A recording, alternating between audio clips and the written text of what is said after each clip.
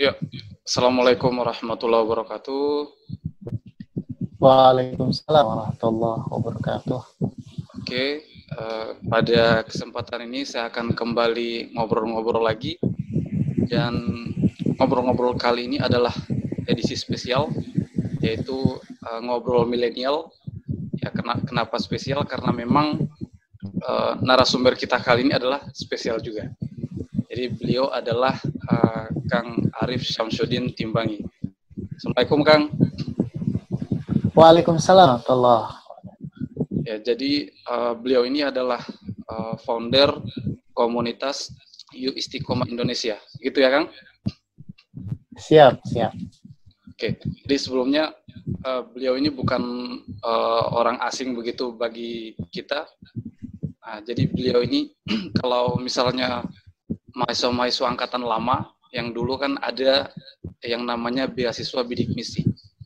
Nah, beasiswa bidik misi ini kampus kami khususnya itu memiliki program tertentu untuk beasiswa bidik misi, di mana mahasiswa yang penerima beasiswa bidik misi itu ada namanya program pembinaan yang berbasis asrama. Nah, jadi kami diasramakan, kemudian di situ ada pola pembinaan. Nah, salah satu pembina kami adalah Kang Arif ini. Nah, jadi ini sebenarnya sekaligus ya reuni juga begitu. Sudah lama juga kita tidak komunikasi. Jadi di situ ya lebih banyak memang kami dibina, diberikan sentuhan-sentuhan keagamaan, ya kira-kira ya mirip seperti lingkungan pesantren lah, ketika begitu kami subuh itu dikasih bangun, diketuk-ketuk pintunya dibangunin, suruh salat subuh, kemudian setelah subuh di situ ada pembinaan keagamaan dan pembinaan lainnya. Nah, jadi beliau adalah salah satu pembina kami. Nah, kali ini saya akan ngobrol dengan beliau sesuai dengan mungkin informasi yang sudah di-share juga, yaitu tentang jalan hijrah dan dakwah. Nah, namun sebelum itu, jadi founder komunitas Yuk Istiqomah Indonesia. Mungkin bisa diceritakan, Kang, Ya. Itu komunitas apa sih itu? Silakan. Ya, baik. Assalamualaikum warahmatullahi wabarakatuh. Insyaallah sehat ya. Alhamdulillah.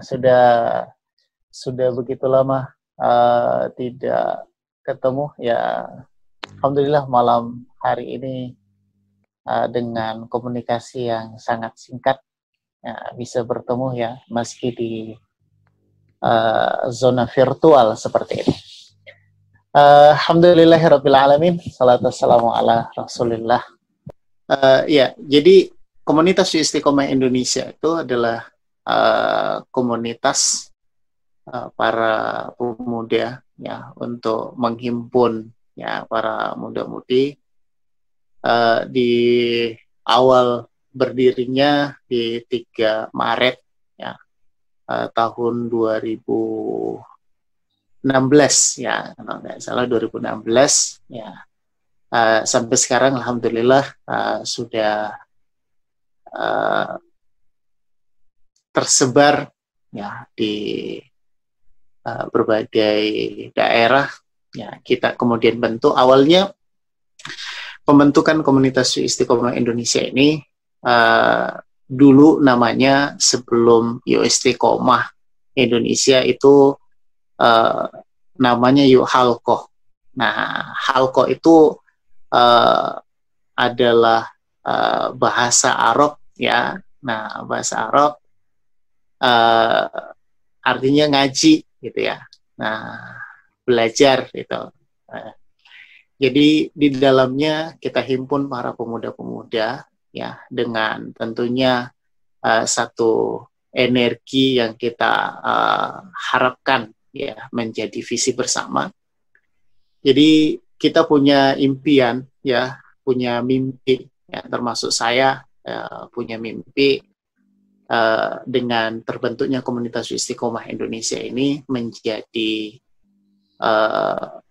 sarana gitu, menjadi wasilah, menjadi tempat ya, berkumpulnya para pemuda untuk belajar ya, memperbaiki diri lebih baik, tentunya lebih taat ya di dalam keyakinan mereka, ya mereka kita dorong untuk berprestasi di dalam dunia akademiknya, ya,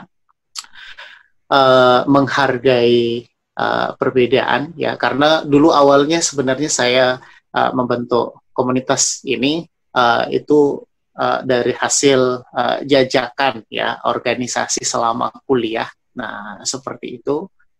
Jadi saya kuliah menjajaki berbagai macam organisasi, dan kok saya pada saat itu gelisah, ya, karena sangat kemudian sedikit, ya, kita temukan di antara satu gerakan, satu organisasi, satu perkumpulan pemuda itu yang kemudian mereka saling merangkul, ya, justru saling memukul. Nah, seperti itu. Ya, jadi saya kemudian berkeinginan, ya, ada satu wadah di mana para pemuda itu terlahir dari berbagai macam background, ya, organisasi, background apa dan lain sebagainya, kemudian bergabung di dalam sana, dan mereka menemukan perbedaan itu, tapi bukan sebagai sebuah masalah untuk mereka saling memukul, tapi menemukan perbedaan itu untuk mereka saling merangkul. Alhamdulillah selama perjalanannya kita membuktikan itu. Jadi di Istiqomah Indonesia, kalau di regional atau wilayah Kendari, Sulawesi Tenggara itu kader-kader kita itu justru dari berbagai macam gerakan-gerakan itu masuk di dalam sana. Kita justru hidup di dalam satu rangkulan karena kita punya satu visi, ya, punya satu misi. Perbedaan banyak, ya, di dalam KYI itu, ya, biasa kita singkat, ya, Istiqomah Indonesia itu dengan KYI, ya, Komunitas Istiqomah Indonesia. Itu ada pemuda-pemuda, ya, yang kemudian mungkin jenggotan, ya, kalau orang bilang. Nah, ada yang kemudian jenggotan, iya. Nah, ada yang kemudian cingkrang, ada yang tidak cingkrang, ya. Tapi alhamdulillah semuanya pakai celana, gitu.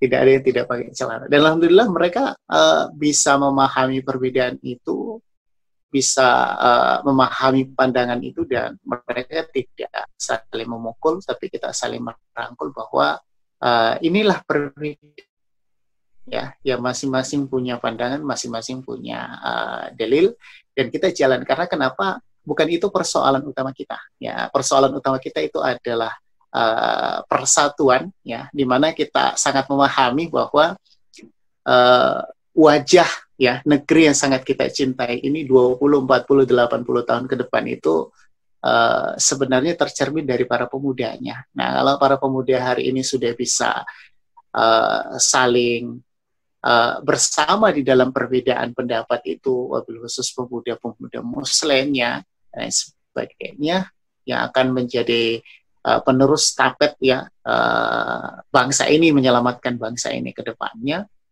Kalau mereka sudah bisa saling memahami perbedaan itu dan sebagainya, saya kira insya Allah kita akan menjadi negeri yang hebat, gitu. Kita akan menjadi negeri yang punya kehidupan para pemudanya yang bisa saling merangkul, ya, saling bersatu.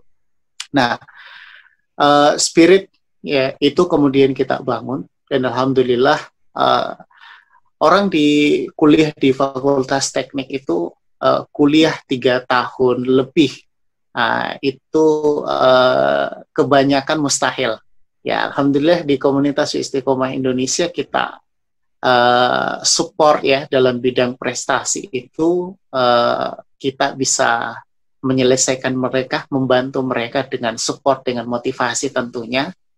Mereka bisa selesai kuliah itu tidak cukup 4 tahun dan IPK di atas 3,5, 3,6.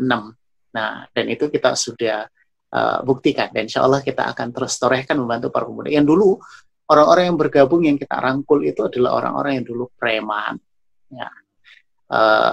Masuk kampus itu penampilannya kemudian tidak karuan dan lain sebagainya, ya. Makanya di KAI itu ada yang gondrong, ada yang apa dan lain sebagainya, ya. Kita tidak tidak menghilangkan nuansa mereka itu, ya, tetapi yang kita hilangkan itu adalah cara pandang dan cara berpikir mereka, sehingga mereka lebih berpikir kepada bidang prestasi mereka. Itu sih sebenarnya tujuan kita untuk merangkul para pemuda, karena saya juga sangat merasakan, ya, bagaimana dulu awal-awal kuliah, ya, tidak punya siapa-siapa, ingin berorganisasi juga takut dan lain sebagainya, ya, takut salah jalan seperti itu kalau kata orang-orang di kampung begitu, ya, kita berangkat ke kota, ya, sehingga kita berharap adanya komunitas ini, mereka bisa bergabung bersama kita untuk memperbaiki masa depan mereka. Alhamdulillah, kita terus berupaya untuk hadir di tengah-tengah mereka, menyelamatkan generasi muda kita. Ya, kalau program-programnya itu apa saja gitu? Tentu ada pembinaan kan? Bisa disebutkan mungkin garis besarnya? Iya. Jadi pertama, ya, alur bergabung masuk di dalam komunitas Istiqomah Indonesia, itu kita tidak melihat background-nya dari mana dan sebagainya, ya. Kita memang melakukan training, ya, namanya training Istiqomah, ya, mereka yang masuk bersama dengan kita, kemudian kita melakukan pembinaan. Ya, pembinaan yang kita lakukan itu di dalam membersamai mereka, ya, berupa pembinaan mental dan spiritual, ya, pembinaan IQ atau di bidang prestasi, ya, kemudian bidang keilmuan dan basic atau hobi mereka. Nah, itu kita tumbuhkan. Nah, program-program yang kemudian membantu semua itu, ya, pertama tentunya kita ada program mental dan spiritual, gitu, ya. Kita ada program baca Quran, penuntasan irama-irama Al-Quran, pendekatan mereka dengan makna-makna Al-Quran dan lain sebagainya, ya. Pembinaan tentang bagaimana menjadi seorang pemuda Muslim, gitu, yang kemudian memahami perkara furu'iyah, itu yang paling penting, perkara perbedaan, ya.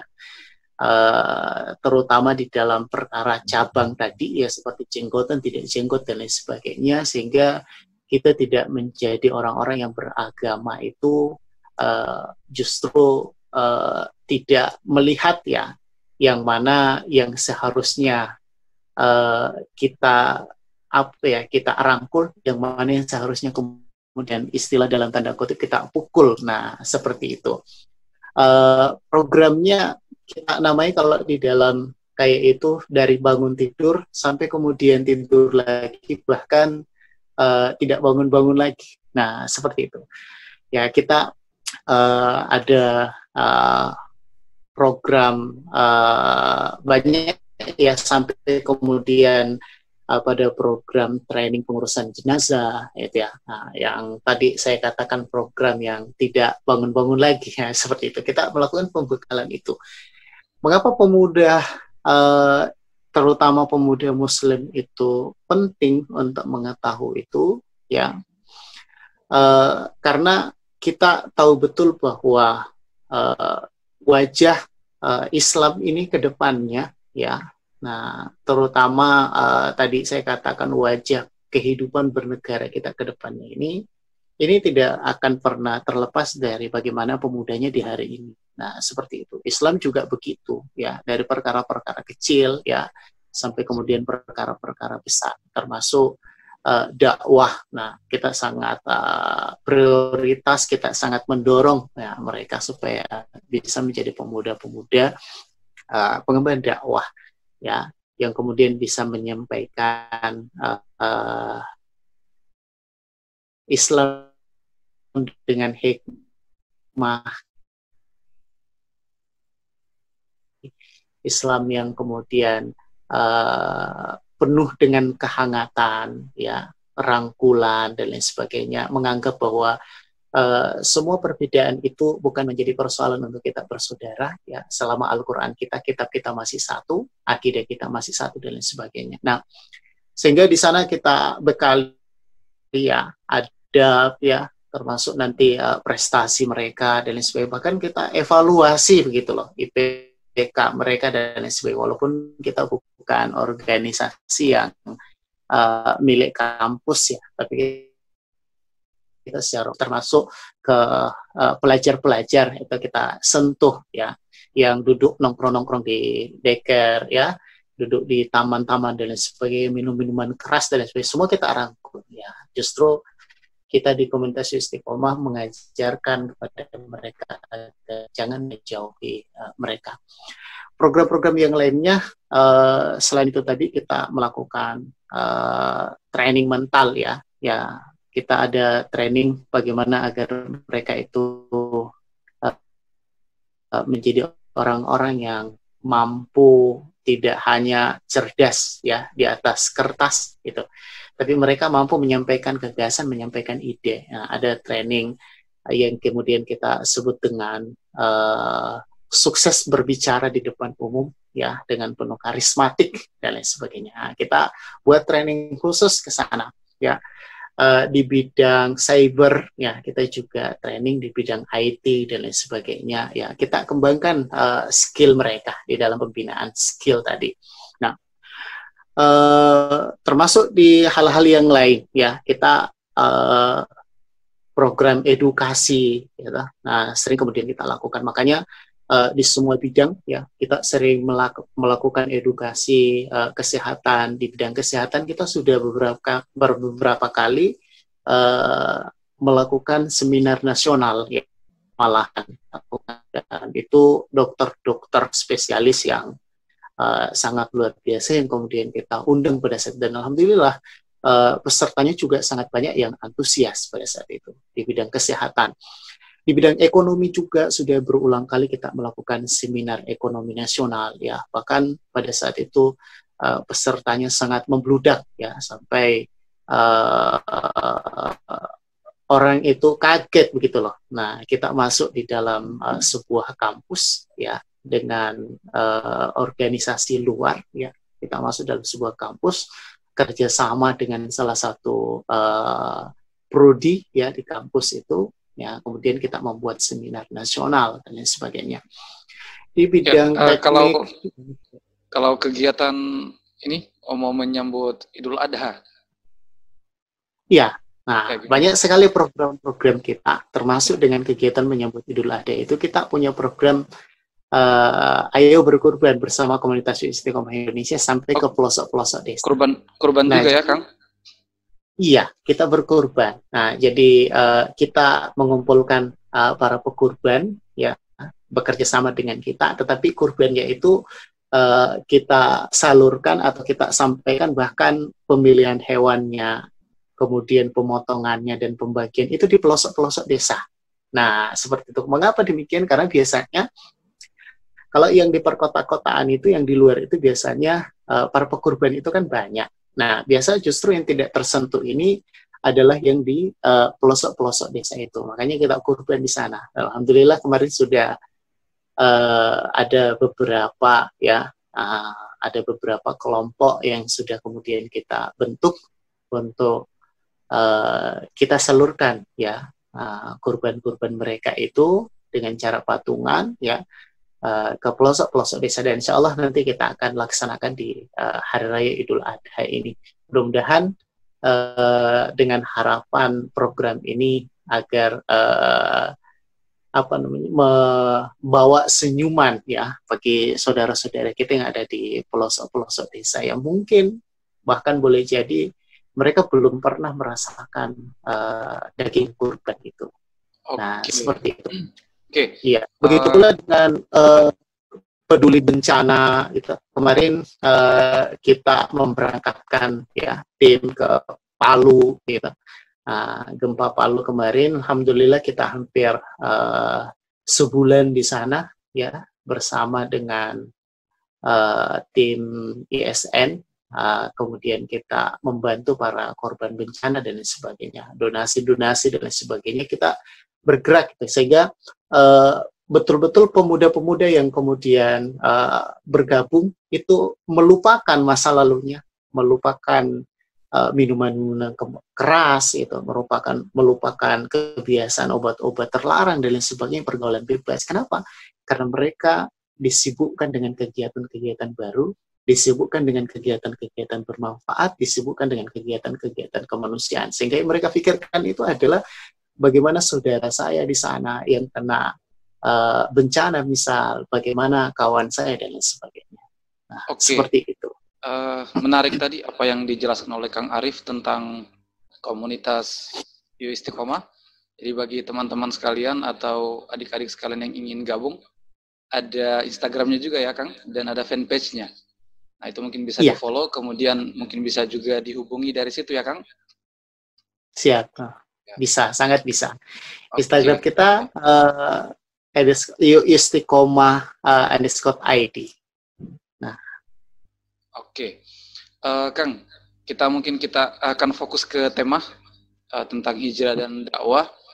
Ngomong-ngomong tentang hijrah, Kang, kalau kita lihat memang akhir-akhir ini fenomena hijrah itu sangat marak dan juga ya sudah menyentuh di berbagai jenjang usia, bahkan di berbagai profesi juga. Kita tahu ada fenomena hijrah itu sudah menyentuh public figure, para pengusaha, para pejabat, dan lain-lain. Nah, sebenarnya hijrah itu apa sih, Kang?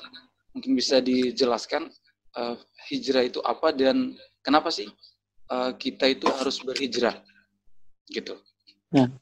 Iya, baik. Ya, jadi kalau pemahaman milenialnya, ya, bahwa hijrah itu sekarang bukan lagi hanya berfose pada berpindahnya dari satu tempat ke tempat yang lain. Nah, seperti itu. Nah, kita lebih memberikan pemahaman ya di KYI bahwa hijrah itu perpindahan kita ya dari masa lalu kita ya, nah yang penuh dengan ketidaktaatan, yang penuh dengan kemaksiatan, nah, yang penuh dengan hal-hal yang tidak tidak mendukung begitu keinginan ini, prestasi kita di masa depan ya, kepada hal-hal yang mendukung prestasi-prestasi kita ya, kepada ketaatan ya, berpindah kepada ketundukan ya, kepada tentunya, dan kita lebih dekat ya di dalam konteks kita beribadah ya, taat kepada apa yang diperintahkan oleh pencipta kita. Nah, sehingga hijrah yang kemudian kita itu sampaikan di dalam pembinaan kita ya, bahwa kita tidak hanya sekedar berpindah ya, dari kelompok ya pergaulan kita ya kepada satu komunitas atau satu tempat, tapi ada tujuan ya daripada semua itu, yakni agar kita menjadi pribadi yang lebih taat, kita menjadi pribadi yang lebih tunduk, kita menjadi pribadi yang lebih mengoptimalkan ya ibadah-ibadah kita yang mungkin banyak membuat kita lalai ya, karena diselimuti oleh lingkungan pergaulan kita yang sangat bebas begitu. Ya, ada yang mengatakan begini, saya sudah hijrah, postingan-postingan saya sudah, katakan postingan-postingan dakwah, saya sudah sholat 5 waktu, tapi mungkin ketika di luar itu masih terbuka aurat, atau mungkin masih pacaran, atau mungkin masih bersentuhan yang bukan mahram, itu gimana, Ustaz? gimana Kang? Itu hijrah atau gimana Kang? Iya, baik. Nah, maka itulah tadi ya, karena konsep awalnya bahwa orang melakukan sesuatu, ya, melakukan satu sulukiah atau satu perbuatan itu sebenarnya berdasarkan dengan pemahaman dia terhadap sesuatu itu.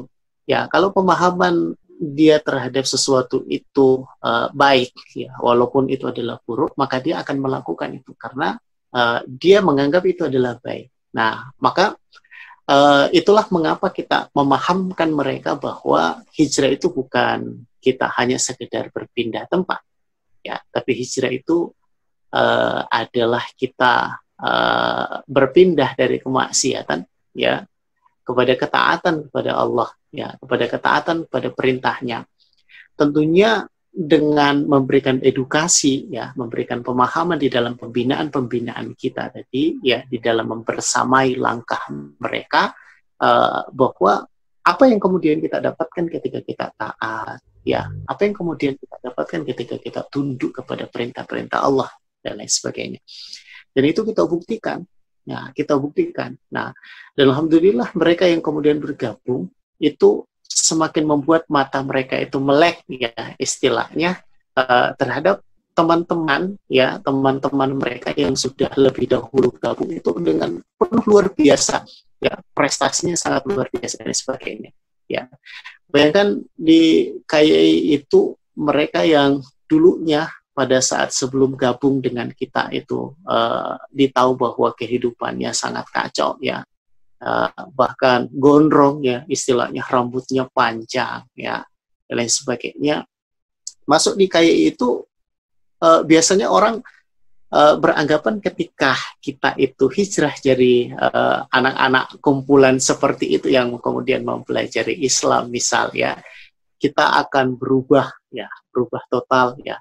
Mungkin jadi biasanya ada yang bahkan mengatakan kita jadi lebay, kita ayo kemayu dan lain sebagainya, ya.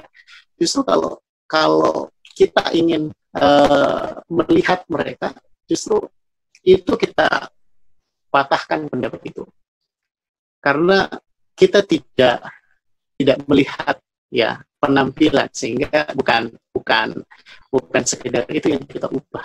Nah, seperti itu. Mereka tetap gondrong, gitu. Nah, mereka tetap sangar kelihatan, gitu. Tapi ketika kita dekati mereka, subhanallah, adabnya sangat luar biasa, ya, karena kita berikan pemahaman bahwa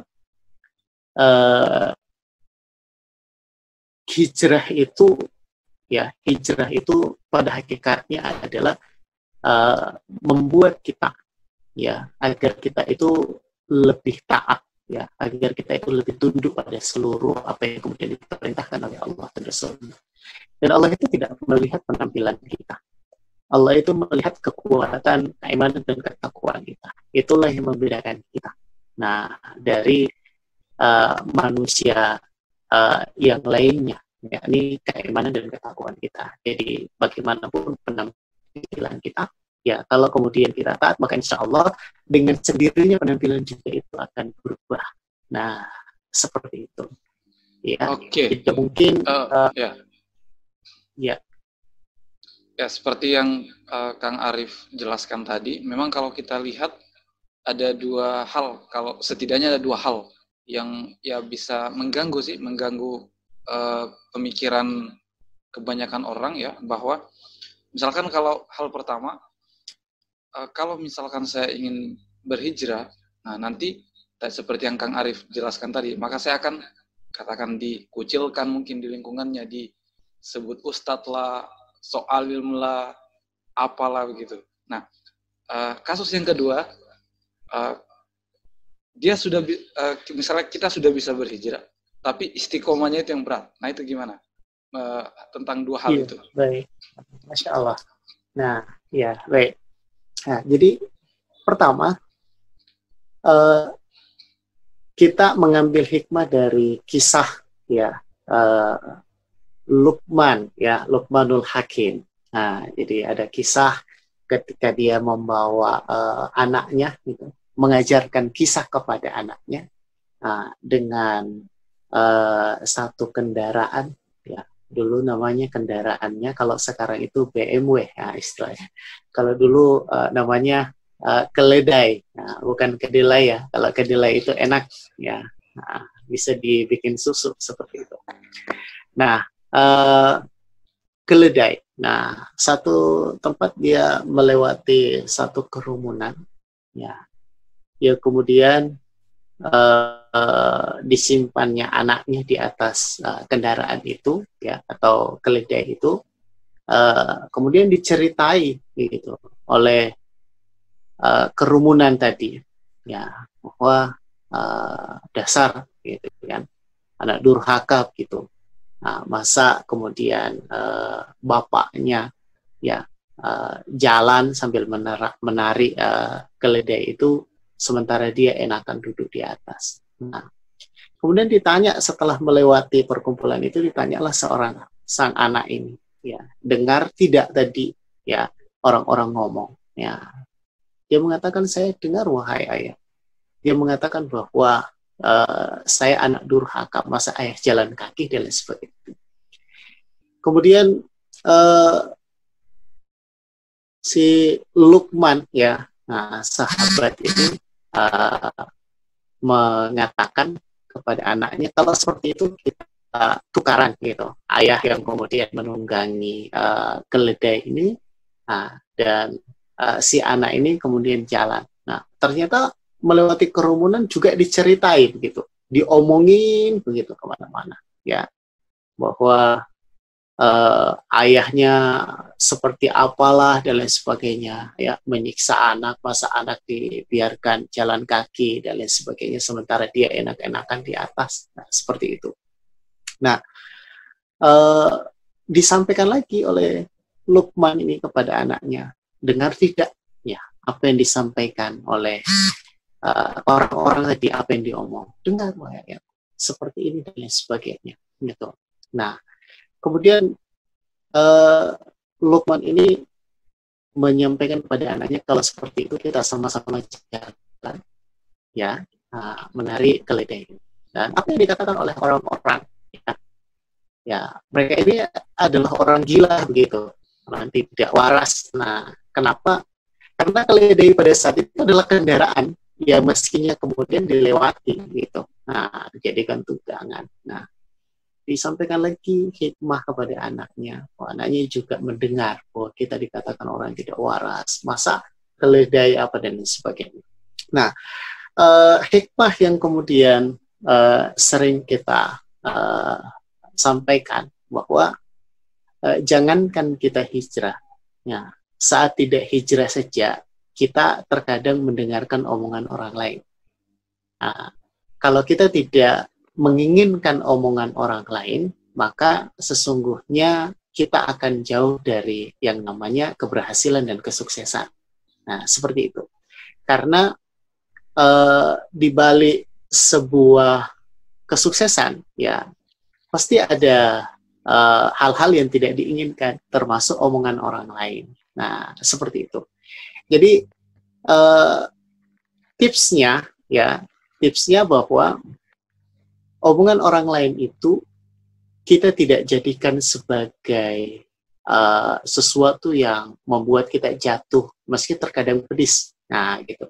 Tapi ayolah mari kita rubah, ya, sesuatu hal yang menurut orang lain itu adalah negatif, kita rubah menjadi energi positif. Nah, kita jadikan sebagai batu loncatan kita. Nah, untuk melakukan kebaikan, ya. Dulu saya sangat teringat ketika saya ingin kuliah, gitu. Orang-orang mengatakan bahwa Arif itu tidak mungkin bisa kuliah, Arif itu tidak mungkin apa dan lain sebagainya. Kita akan lihat dia akan kemana dan sebagainya. Ya, nasihat orang tua saya itu justru sampai sekarang sangat terngiang dan sangat saya ingat terus. Ya, nasihatnya seperti itu, bahwa ini kita jadikan sebagai batu loncatan untuk membuktikan kepada orang lain bahwa kita bisa. Nah, seperti itu. Kita bisa. Karena kenapa? sekali lagi bahwa Allah tidak mungkin membiarkan hambanya yang punya usaha. Nah, yang punya ikhtiar maksimal. Nah, seperti itu. Orang yang tidak ikhtiar aja, Allah jamin rezekinya. Allah berikan itu kebahagiaan. Apalagi yang kemudian mereka yang ikhtiar. Nah, seperti itu. Begitu pula, kita mesti harus memahami satu konsep pemahaman bahwa yang namanya kita hijrah itu, ya, berpindah dari masa lalu kita yang buruk kepada ketaatan, itu berarti kita berpindah, kita sedang dalam perjalanan untuk kebaikan begitu. Kita menginginkan kebaikan dalam hidup kita. Maka ternyata kalau kemudian di sela-sela itu kita dikata-katai begitu istilahnya, kita dapat omongan dan lain sebagainya, ya tidak boleh ya menjadi sesuatu yang menjatuhkan kita. Ya, kenapa? Kita harus tetap semangat karena kita sedang melakukan kebaikan. Ya, hanya karena orang saja yang belum melihat, ya, orang saja yang kemudian tidak mengetahui bahwa apa yang kita lakukan itu adalah kebaikan, sehingga mungkin mereka mengatakan itu kepada kita. Karena sesungguhnya ketika orang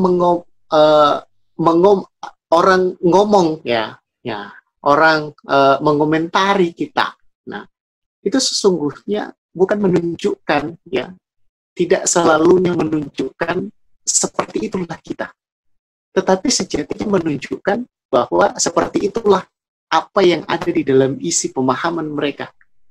Nah, seperti itu. Seperti itulah isi kepala mereka, istilahnya dalam tanda kutip. Seperti itulah isi kepala mereka. Nah, maka tugas kita adalah bukan kemudian menjebak diri kita pada energi negatif untuk kemudian tidak bangkit, ya, untuk kemudian tidak terus berjalan, ya. Tapi tugas kita adalah, ya, menjadikan itu sebagai energi positif agar kita mampu mengubah isi kepala mereka, bahwa apa yang ada di isi kepala mereka tentang kita itu sebenarnya tidak sedemikian, seperti inilah kita. Nah, begitu. Ya, sehingga yang kedua, saya selalu yang kedua, Kang, tadi istiqomah. Ya. Nah, kemudian yang kedua kita tidak akan pernah bisa istiqomah kalau kita tidak sabar begitu loh. Nah, kita tidak memahami bahwa apa yang kita lakukan, ya, apa yang kemudian kita jalani ini itu adalah kebaikan. Ya, sementara tidak ada manusia, saya yakin, yang tidak menginginkan kebaikan di dalam kehidupannya. Pasti mereka menginginkan kebaikan. Nah, syarat daripada istiqomah itu, ya, jadi sekali lagi istiqomah itu hanya bisa kemudian kita dilabeli, ya, hanya bisa kemudian kita dijuluki ketika kita itu mengakhiri kehidupan kita di titik akhir yang dimana semua orang itu akan sampai ke sana, itu memastikan bahwa kita dalam keadaan masih terus berusaha untuk membuat diri kita baik. Nah, masih terus berusaha untuk membuat diri kita itu berada pada rel ketaatan. Nah, ketika itu masih tetap kita lakukan dan kita sudah sampai pada titik perjalanan kita, itulah yang disebut dengan istiqomah. Nah, tentunya ini tidak ringan, ini pasti berat, karena kita akan melalui itu. Jadi begini, jadi di dalam Al-Quran itu Allah menyampaikan kepada kita bahwa setiap ujian yang diberikan kepada kita itu tidak akan melebihi daripada kadar kesanggupan kita. Nah, maknanya adalah kita ketika diberikan ujian oleh Allah, ya, bermakna kita pasti bisa melewati ujian itu. Ya, jadi seberat apapun ujian yang Allah berikan, itu sebenarnya sejalan dengan sejauh mana Allah itu akan mengupgrade kedudukan kita. Maka bersyukurlah ketika kita hijrah, ingin melakukan kebaikan, dan Allah menguji kita.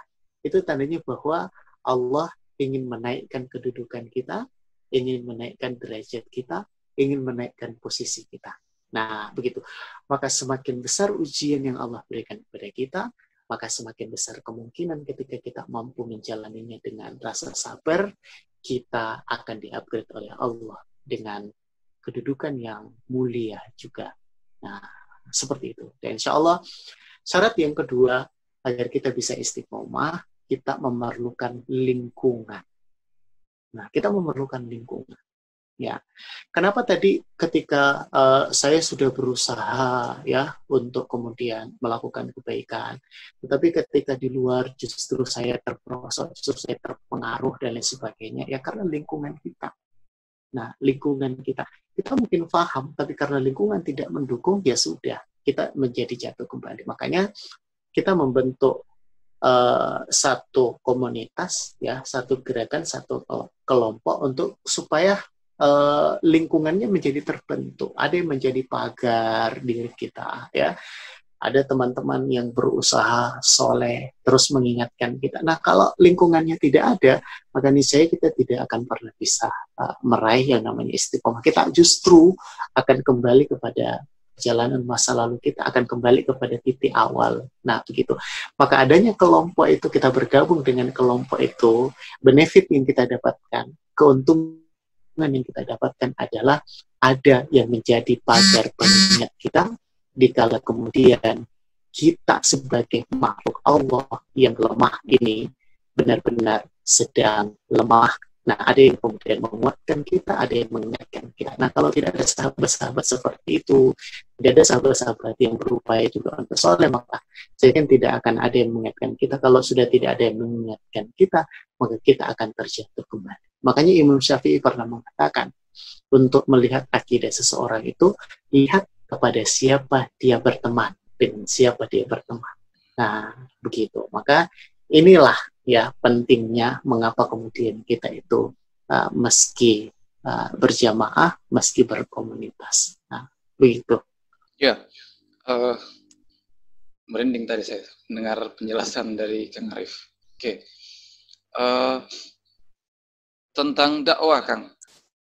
Kenapa sih kita itu harus berdakwah? Ada yang mengatakan, urus saja diri sendiri begitu. Tidak usah urus orang lain. Gitu. Kenapa sih kita harus berdakwah, Kang? Silakan, Kang. Ya. Baik. Nah, dakwah itu adalah bentuk kepedulian. Nah, bentuk empati. Nah, bentuk cinta seseorang ya kepada yang lainnya. Makanya kalau kemudian kita itu dakwah ya, kemudian kita dikatai urus saja dirimu sendiri, kita dikatai perbaiki dirimu sendiri dan sebagainya, ya kita tidak baper, tidak perlu baper ya, kita tidak perlu ngamuk. Karena kenapa?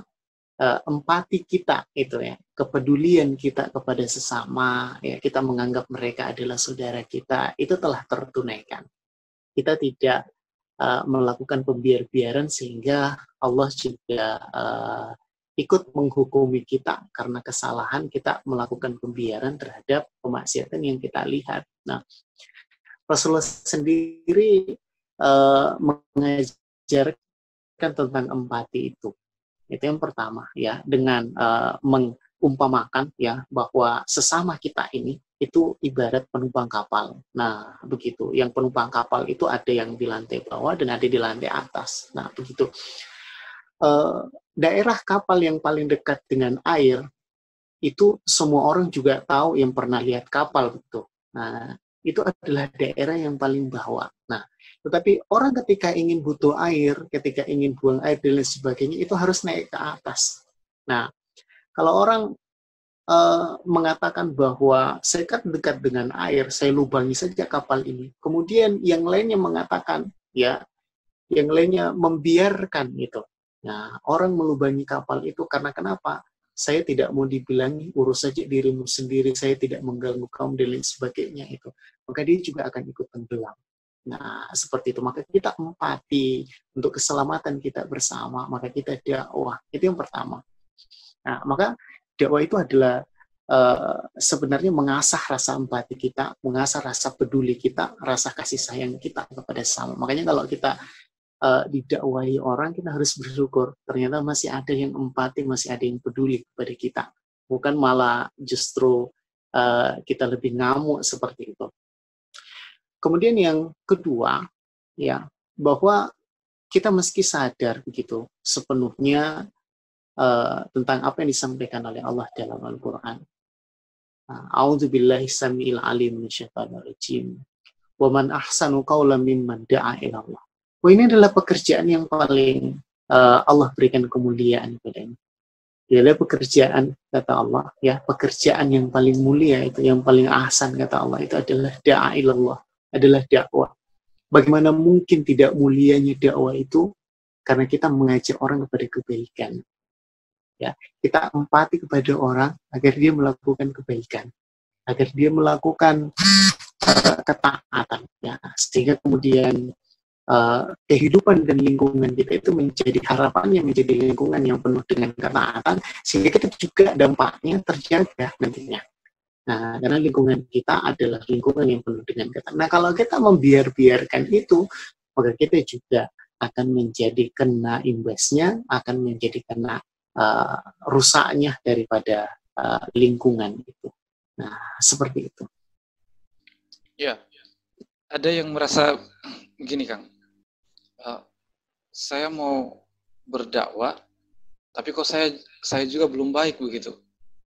Itu gimana pemahaman seperti itu? Benar atau tidak? Saya mau mengajak orang, ngapain saya ngajak orang? Saya saja juga belum baik, jadi saya mau perbaiki diri dulu, gitu. Gimana, Kang? Baik.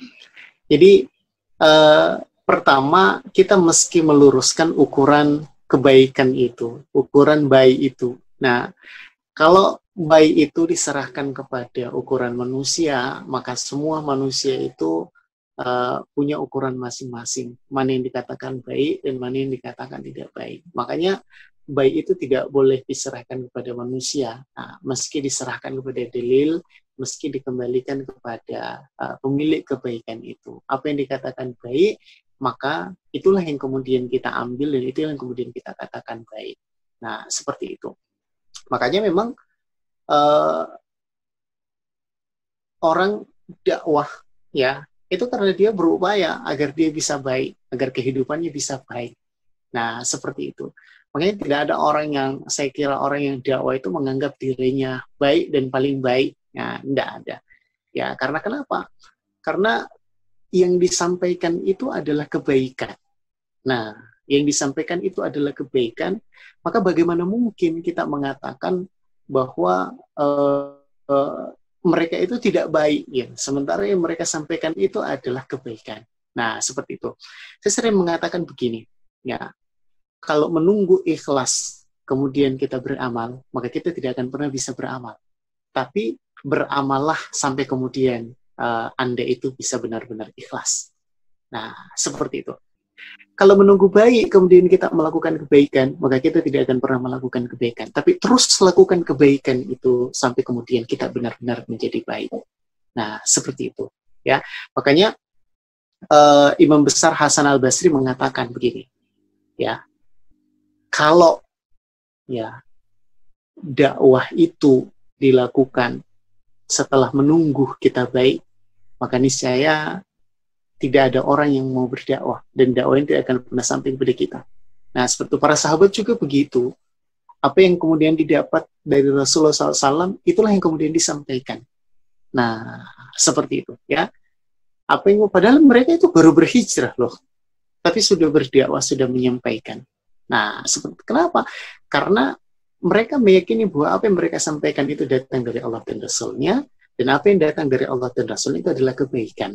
Nah, maka kita tebarkan karena kebaikan itu dia akan lebih baik kalau kemudian disampaikan, kalau kemudian ditebarkan. Makanya kita tidak melihat, ya, tentunya siapa yang kemudian menyampaikan, ya, tapi yang kita lihat adalah apa yang disampaikan itu adalah ukurannya. Nah, kalau itu ukurannya, kalau itu yang disampaikan adalah pesan dari Allah dan Rasul-Nya, maka itu harus menjadi kebaikan kepada diri kita. Nah, seperti itu modelnya. Makanya saya kalau kita menunggu diri kita baik, kemudian kita berdakwah, maka kita tidak akan pernah bisa berdakwah, karena tidak ada yang bisa menjamin kebaikan itu kecuali Allah. Nah, seperti itu. Ya, ada juga gini, Kang.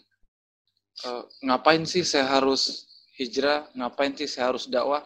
Toh, sekarang kok saya merasa baik-baik saja begitu. Merasa ya tenang-tenang saja, bahagia-bahagia saja begitu. Gimana, Kang?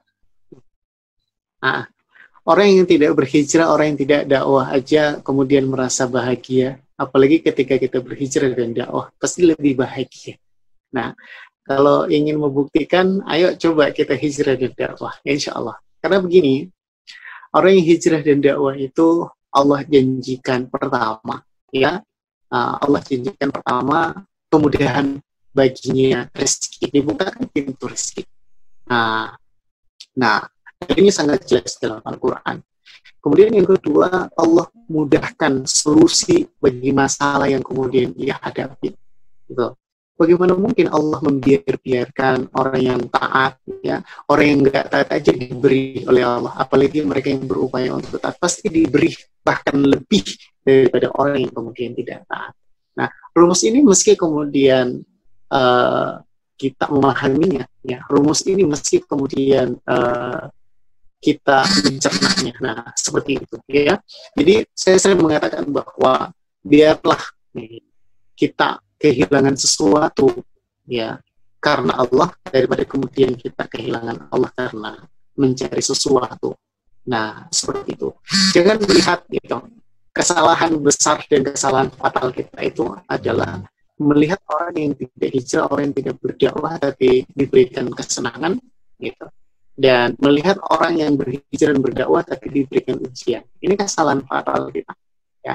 Padahal bagi orang yang beriman, ujian itu adalah nikmat. Kenapa? Dengan ujian itu Allah mengangkat derajatnya. Dan bagi orang yang beriman, orang yang kemudian tidak taat tapi diberikan kenikmatan, inilah yang kemudian disebut di dalam Islam itu sebagai pemberian Allah untuk di dunia, karena kenapa di akhirat nanti tidak lagi diberikan, atau yang biasa dikenal dengan pembahasan istidraj. Nah, seperti itu. Jadi diberikan kesenangan di awal gitu. Karena kenapa di akhirat nanti nggak dapat lagi kesenangan. Ya, padahal kita sebagai orang yang beriman, ya, tentunya yakin, penuh bahwa bagaimana mungkin, ya, Allah itu meninggalkan kita, ya, di perjalanan kita menggapai ridhonya. Nah, seperti itu. Sementara keyakinan kita berjalan kepada Allah, malah justru Allah berlari menghampiri kita. Dan ampunan Allah itu sangat luas dan sangat besar. Ya, terakhir Kang, terakhir. Kalau kita lihat pemuda-pemuda di luaran sana, ya tidak sedikit juga yang berpikir bahwa ya selagi masih muda ya nikmati dulu masa muda begitu. Ya tobatnya ya nanti tua aja begitu. Ya selagi muda ya nikmati dulu. Nah itu gimana, Kang? Iya.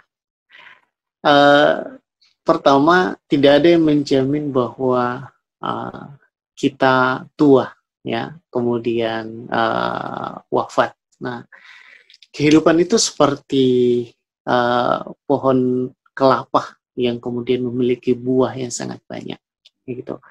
Jadi buah kelapa itu, ya, tidak meski dia harus kering dulu, tidak meski dia harus tua dulu kemudian jatuh di tanah, begitu. Bahkan kita jumpai di bawah pohon kelapa itu ada yang masih kecil, ya kan, sudah kemudian jatuh, ya. Ada yang masih muda, sudah kemudian jatuh. Ya, bahkan tidak kemudian banyak juga ada yang tuanya baru kemudian jatuh. Nah, kehidupan itu begitu. Ya, kehidupan itu begitu. Nah, kalau kemudian kita itu diberikan kesempatan sampai tua, ya alhamdulillah. Nah, begitu. Tapi persoalannya, ketika kemudian kita tadi bermazhab, ya, bermazhab menikmati masa muda dulu, seperti itu. Nanti di masa tua baru kita tobat. Tapi kemudian kita tidak diberikan kesempatan untuk tua, tapi dijemput di masa muda. Nah, pertanyaannya bagaimana dengan kondisi kita yang seperti itu? Nah, seperti itu. Makanya karena kematian itu tidak pernah ada yang menduga dan tidak pernah ada yang tahu. Nah, kalau kemudian ada yang menduga dan ada yang tahu, maka tidak ada kesedihan di dalam kematian itu. Nah, seperti itu. Justru karena adanya kesedihan itu menandakan kepada kita bahwa kita ini sebenarnya belum siap gitu loh. Nah, ya, kita sebenarnya belum rela seperti itu. Nah, kehilangan, belum rela, apa dan sebagainya, karena merasa belum siap. Maka seharusnya ketika kita itu merasa belum siap, sementara kematian itu kita tidak tahu kapan datangnya, seharusnya menjadi energi buat kita untuk lebih mempersiapkan diri kita.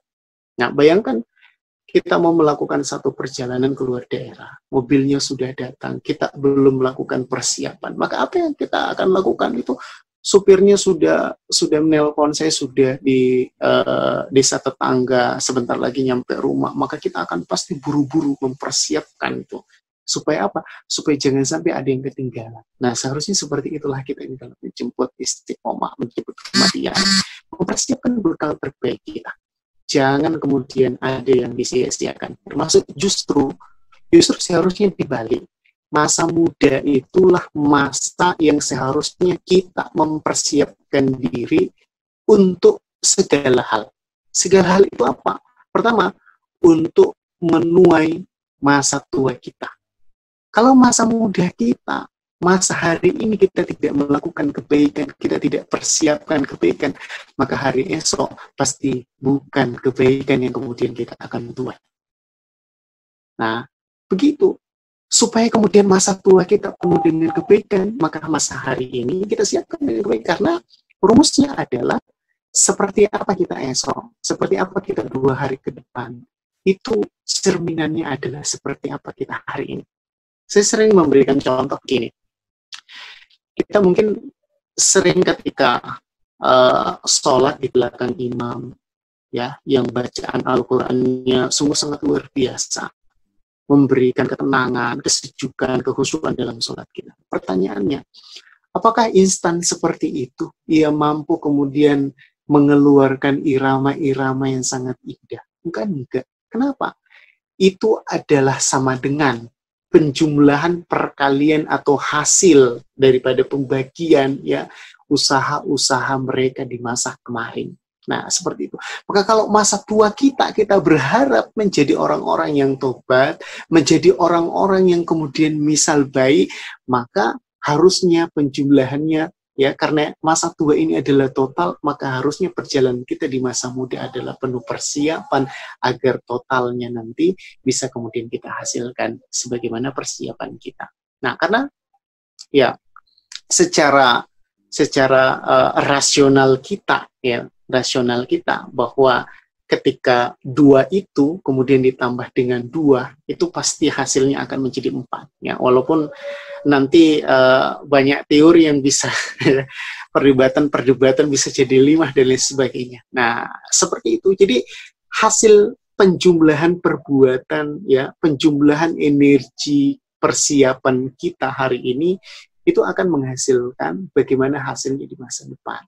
Maka orang itu bisa dilihat, bisa diramal itu, tidak perlu ke tukang ramal, itu bisa melihat dirinya sendiri bagaimana dia di masa depan dengan melihat bagaimana dia di hari ini. Nah, kalau hari ini kita itu terjebak pada pergaulan bebas, maka yakin dan percaya ujung kita di hari esok kita akan menjadi orang-orang yang penuh penyesalan. Kenapa dulu kita tidak melakukan kebaikan, malah justru terjebak pada pergaulan bebas, sehingga masa depan kita menjadi masa depan yang berantakan. Ya, jadi harusnya dibalik ya, Kang. Ya, selagi masih muda, ya manfaatkan untuk hijrah dan dakwah tadi ya, Kang. Nah, ya, harusnya dimanfaatkan untuk dakwah. Ya, sebagai penutup mungkin, Kang, ada yang ingin disampaikan untuk kaula muda yang ada di luaran sana? Ya, silakan, Kang. Ya, baik. Pertama, saya ingin menyampaikan tentang pesan dari Allah ya dalam Al-Quran bahwa jagalah dirimu, ya, keluargamu dari kerasnya azab Allah berupa api neraka. Nah, begitu. Maka sebagai seorang anak, ya, tidak ada yang kemudian saya meyakini siapapun, ya, bahkan dia adalah seorang preman sekalipun, ya, dia adalah seorang penjahat sekalipun, yang tidak menginginkan kebaikan, tidak mencintai kedua orang tua, ayah ibunya. Tidak ada. Tetapi bagaimana kemudian agar kita bisa menjaga mereka? Dengan menjaga diri kita. Nah, dengan menjaga diri kita. Maka dalil yang Allah sampaikan itu menjaga diri kita. Kemudian keluarga kita. Karena dengan menjadikan diri kita menjadi soleh, maka doa kita kepada kedua orang tua kita itu dikabulkan oleh Allah. Ya. Dengan menjadikan diri kita menjadi anak-anak yang soleh di masa-masa muda kita, ya, meringankan azab kedua orang tua kita di yaumil akhir kelak. Nah, kalau kita nggak soleh, orang tua kita ini adalah amanah yang Allah berikan pada mereka. Nanti bagaimana ketika mereka dimintai pertanggungjawaban oleh Allah di yaumil akhir kelak atas amanah yang mereka berikan, yang mereka diberikan oleh Allah. Nah, sementara kita ini adalah bagian daripada salah satu banyaknya amanah yang Allah berikan pada mereka itu. Maka jadilah anak yang baik agar kehidupan, ya, kita menjadi baik dan kehidupan kedua orang tua kita juga bisa menjadi baik tentunya. Harta yang kemudian kita persiapkan untuk berikan pada mereka, toh mereka akan tinggalkan. Ya. Kedudukan yang kemudian yang kita berikan untuk membanggakan mereka di dunia ini, toh akan mereka kemudian tinggalkan dan tidak ada yang mereka bawa, begitu. Kecuali kain putih yang harganya sangat murah yang kemudian kita berikan. Nah, pertanyaannya, itukah yang akan kemudian kita persembahkan dari seluruh, ya, usaha, aktivitas pencarian kita sebagai seorang anak yang sayang kepada mereka? Tentunya tidak. Ya, dan tidak ada yang bisa menemani mereka kecuali amal soleh dan doa daripada anak-anak mereka yang soleh. Pertanyaannya, bagaimana agar kita bisa menjadi anak-anak yang soleh? Hari ini jawabannya, hari ini Anda putuskan.